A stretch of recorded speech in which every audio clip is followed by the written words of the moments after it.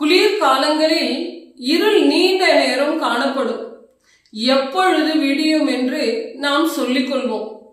குளிர்காலங்களில் சூரியன் விரைவில் மறைந்து இருள் வந்துவிடும்.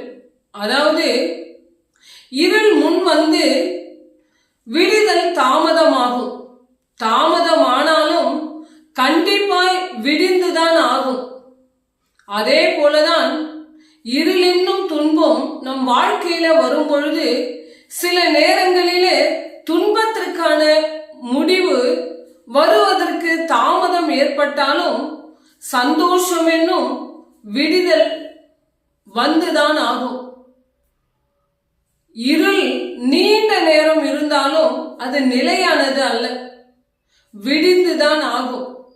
விசுவாசிகளாகிய நம்முடைய வாழ்க்கையில இருள் என்னும் துன்பம் வரும்பொழுது கிறிஸ்து என்னும் விடியல் நம்மில் வந்து அவர் புது நம்பிக்கையும் புது பலனும் புது சந்தோஷத்தையும் புதிய வாழ்க்கையும் நமக்கு அவர் தருகிறார்.